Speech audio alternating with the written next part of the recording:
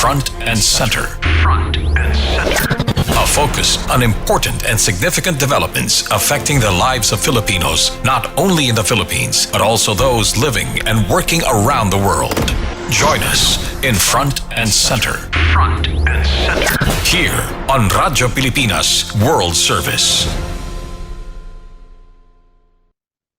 Welcome to Front and Center, where we focus on developments in the Philippines, legislation that provides policies and directions that strives to promote a better economy for the country, issues that concern the welfare and well-being of every Filipino.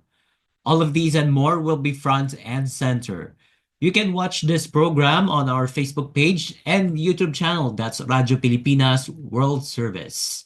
This program can also be heard on the following shortwave frequencies. That's 9.475 megahertz, 15.640 megahertz, and 17.820 megahertz. So join us for another edition of Front and Center with your host, Jerome Toledo. And in this edition, we are now joined by a political analyst as we look on the impeachment case filed by civil society groups and even lawmakers against Vice President Sara Duterte.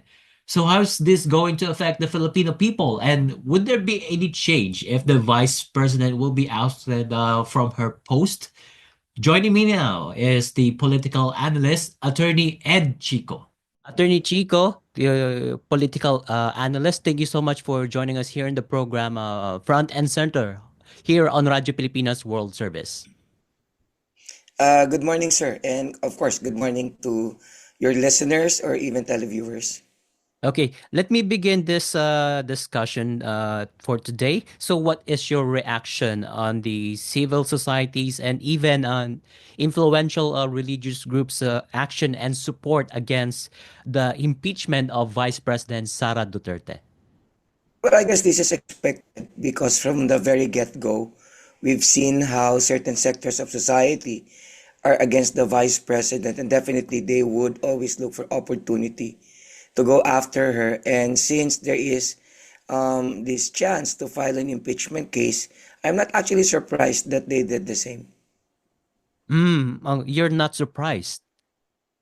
Yes, sir.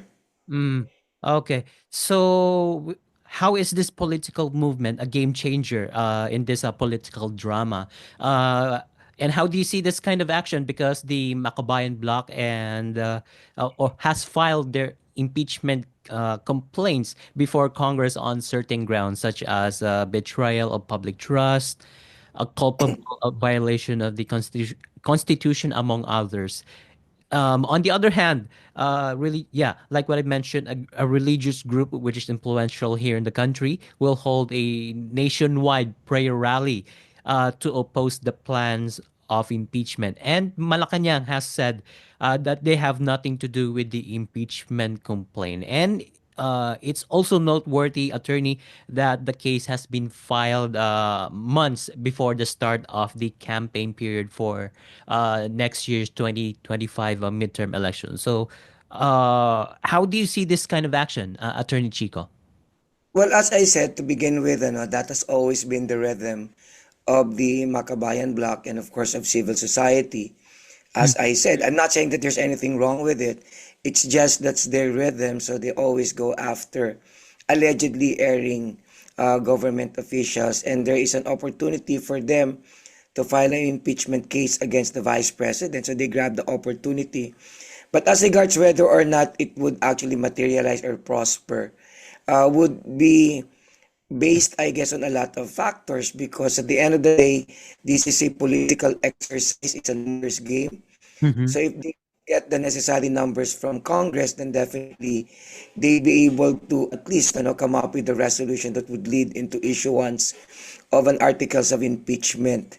And when Malacanang said that it had nothing to do with it, and when the president even clarified that he would not even support any impeachment move, I guess we would have to see whether or not Congress would actually listen to him, because as we all know, the Quadcom and Congress as a whole has, they've also been ganging up against the vice president. So we would see. It's a numbers game. If they get the necessary numbers, then perhaps we could see them do it. But I just don't think if they actually have sufficient time within Mhm. which to pull it off because it's already December.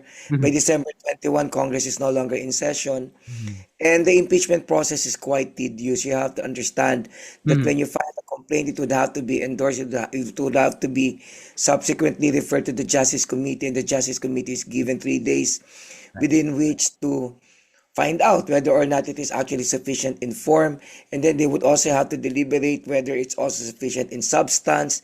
Then Mhm. they would have to endorse it to the plenary Mhm. within a period of 60 days. So given how tedious the process is, I don't think they have sufficient time Mhm. uh, to make this happen. Mhm. And assuming for the sake of argument that they're able to fast track the proceeding, which because they could, because it's a political game, as we all Mhm. know, Right.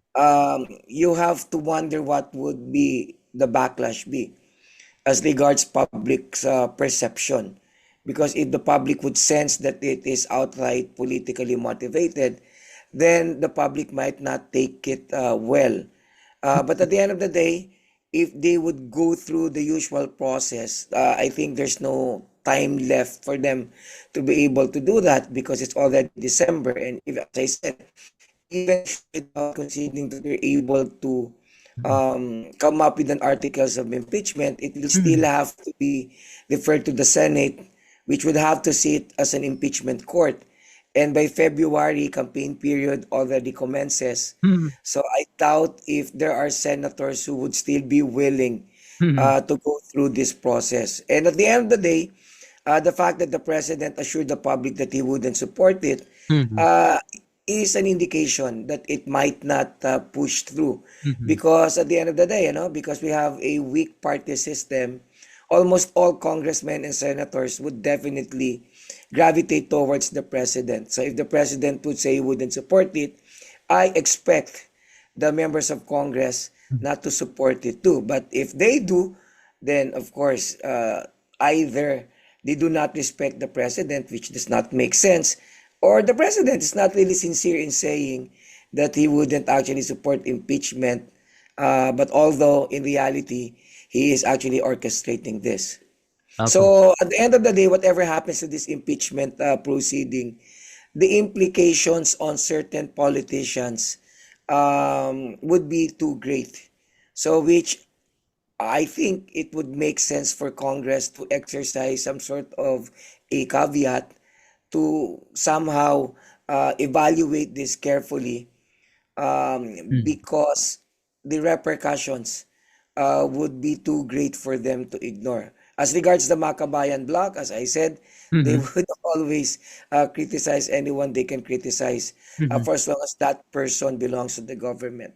I see. And you mentioned that the election is coming up. So, yeah, the election ban will take place anytime soon, within the year, or maybe shortly, when 2025 starts. So, would that it will affect the outcome of the impeachment complaint, right? Definitely. As I said, if you were a senator or a congressman, for example, would you bother yourself with this impeachment proceeding? Would you be Mm-hmm. expending efforts to do this when at the end of the day, you would have to really prioritize your campaign Mm-hmm. because you're not No, certain whether or not you would be re-elected to begin with. So I guess at the end of the day, there really isn't sufficient time. mhm. My suspicion is that the president really has nothing to do with this. My suspicion is that Congress at the end of the day would not even support this. You know why? Because given Mhm. the circumstances, it just doesn't make sense for the president to pull this off unless, of course, he would manipulate the proceeding and facilitate everything, but that would have deleterious effect as regards public perception. Mhm. So I guess this is really an initiative that emanated from the Makabayan bloc and from certain sectors of our civil society taking advantage of the situation. Yeah. Again, And I'm not saying there's anything wrong mhm. with what the Makabayan bloc has been doing. In fact, I should commend them Mhm. for being a genuine fiscalizer from the very get-go, that has always been their position. I see. And President Marcos Jr. has said that there are more pressing issues rather than um, focusing on the impeachment complaint itself. So is he right there? Well, to a certain extent, yes. Of course, governance is really about delivery of public services. So definitely the president has to focus on far more important and pressing concerns. But at the end of the day, again, this is a political exercise. I'm pretty sure the president has already anticipated the possible repercussions in the event that an impeachment proceeding will push through. You have to understand that Sara Duterte is no ordinary politician. He's also got a Mhm. solid base. And in fact, the Dutertes are still quite popular. There's a certain portion of the population that remains loyal to them and that would definitely support them through thick and thin. So if you would want to make a move against the vice president, you would really have to think twice about it Mhm. because, again, you cannot predict the repercussions. And the repercussions may actually be against you. At the end of the day, it might even be prejudicial to your own interest. And I'm pretty sure the president has critically taken that Mhm. as a critical factor to deciding whether or not he would support this impeachment proceeding. Mhm. And I see across social media that Vice President Duterte is being backed by lots of her supporters and as well as groups dedicated to her support. Yeah, So, yes, that's exactly my point. She's got a solid base. The Dutertes are still popular. You Mhm. have to understand that when President Duterte was president, he was the only leader whose approval and trust rating has remained consistent. Okay. If you talk about Pinoy, for example, he had a very high approval rating initially, but somewhere along the line, it kind of dwindled. And at the end of his term, Mhm. of course, it's not bad, but it's not as great as it used to be initially. And the same thing can even be said about Bongbong Marcos, who remains popular. But what I'm saying is that compared to Duterte, his popularity is would pale in comparison. But at the end of the day, the president would have to be mindful about these things. The solid base is something you cannot ignore. I see. And I would like to include the unity thing here in the discussion. So yeah, as we know, President Marcos Jr. and Vice President Sara Duterte parted ways. I think this year, because of some differences in terms of policies and some political thing. As we know, President Marcos Jr. Is a relative of the House Speaker Martin Romualdez, which is, I think, the main opponent of Vice President Duterte now. So, upon the breakup of the Uniteam, which was formed last 2022 election. So, and now President Marcos Jr. and Vice President Sara Duterte has parted ways and they've exchanged a lot of heated words against each other. So, are we heading to a political crisis now? Well, let me just answer that by putting it this way. Mm-hmm. To begin with, we have a weak party system. So it's not like in the US where political parties stand on certain party principles. So if you identify yourself with the Republicans, so definitely you are expected to be a conservative. And if you are a liberal, you identify yourself with the Democrats. Here, parties merely exist for convenience. So Okay. if there are alliances established, like this unity, for example, these are alliances that are pursued merely for convenience to guarantee that those who would actually join forces Mm. would win in the elections. But at the end of the day, if there would be a breakup, this would be expected because this is essentially what the political landscape is in this country. So I'm not surprised that this actually happened.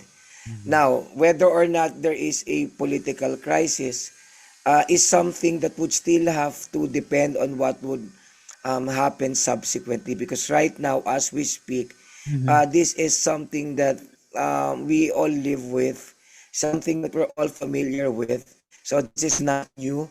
Remember when President Duterte was the chief executive, Mhm. um, Lenny Robredo was also marginalized. During the time of Pinoy, he didn't also have a good relationship with Jejomar Binay. So Mhm. because of a weak party system, rifts like this are expected to happen. So what we are seeing now is something that we've seen before. So Mm. we are no longer surprised by this. So Mm. there is really no political crisis in the sense that it would affect, for example, public perception. There is no political crisis in the sense that it would affect governance, Correct. because this is something that is in within the level of these politicians, and given our political landscape, Mm. they're always expected to resort to these things. Mm. So there is really no political crisis. As I said, we've seen Mhm. this before, and we will see another Mhm. something like this in the future. Okay. And should politicians be like has the same value when they run together in elections? Well, as I said, because we have a weak party system, political parties exist for convenience. Mhm. So if, for example, they decide to consolidate, if they decide to cooperate, they basically do that to ensure their respective victories in the elections. Uh, And because it is not founded on some principles where they can actually which they can actually pursue together, so a breakup is always expected to happen because it has a very weak foundation to begin with. Oh, I see. Okay. All right. Yeah, I have two more questions here, Attorney Jaco. So historically, impeachment proceedings here in the Philippines usually pushes through and it have or and have already ousted a president, which is we know President Joseph Ercito Estrada and Chief Justice Renato Corona. And it resulted either in a mass protest or a political upheaval should the outcome becomes unfavorable. But with this kind of political maneuvers, Attorney Chico, who do you think is at the losing end? And it will change the Philippines' current woes. Well, actually, I couldn't say who would be disadvantaged by this, Mm-hmm. because at the end of the day, everything would have to depend on how the public would react to these things. Mm-hmm. And as we all know, the Filipinos are very ambivalent when it comes to how they react to things. So they can easily shift preference, they can easily change their minds depending on the circumstances and situation. Mm-hmm. So depending on how it's gonna play out. So if there's an impeachment proceeding, if the public would feel that this is an outright, if this is politically motivated, and that they are simply doing this to weed out the vice president, then probably the backlash would be against the administration and against the Congress. But if Congress would be able to judiciously proceed with this impeachment proceeding, at least giving a semblance of objectivity and fairness, then they might actually be able to pull this off without much fanfare, so to speak. They But the might be able to pull Congress, this off without any violent reaction from the people.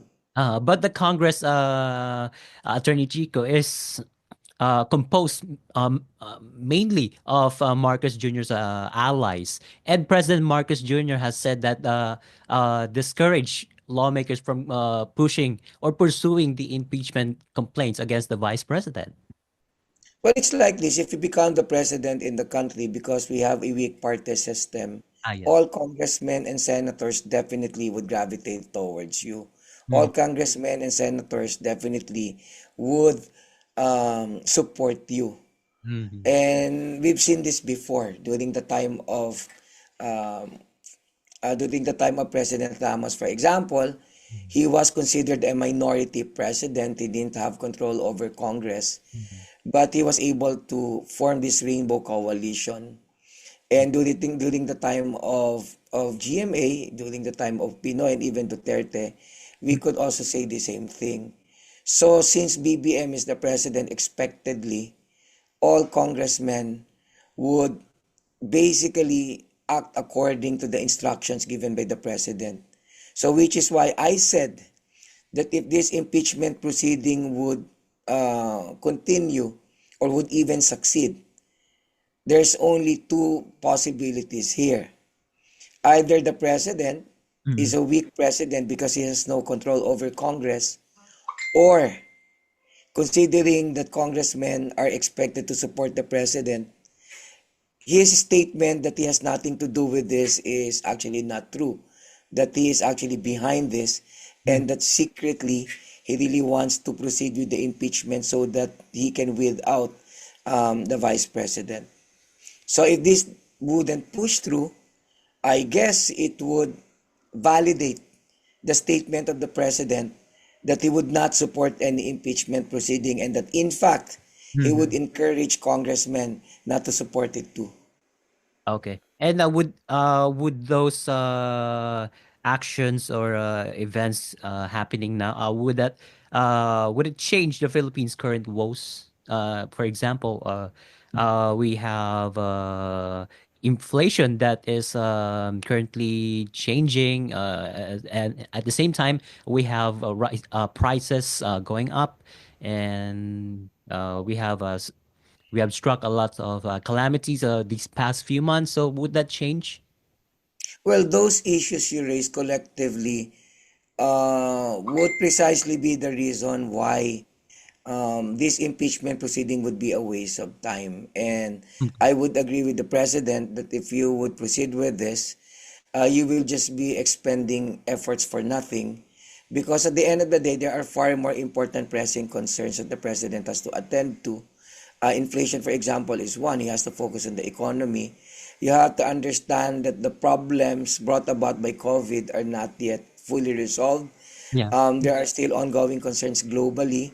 The war in Israel is not yet done with. You can say the same thing about the issue between Russia and Ukraine. And you can even talk about the disruption of supply chains, which has started during COVID and has continued up to now. Hmm. So, from the point of view of addressing this, it makes sense if the president wouldn't really support this impeachment brouhaha in Congress. Mm. And at the end of the day, ultimately, it's really all about delivery of public services. That's how the public would basically assess how good the president is. Mm. And if he is able to address these important concerns, then regardless of what would happen in the impeachment proceeding, his trust and approval rating would always be consistent. Consistent throughout his administration. Yes, definitely. Hmm. Because in fairness to the to in fairness to BBM, like Duterte, he has remained popular and the public has been supporting him. But of course, there is a slight dent brought about by the breakup of the unit team, which of course is expected because as we all know, if Sara and BBM would be together, nobody could actually go against them. But now that there is this breakup, so definitely the supporters are also divided now.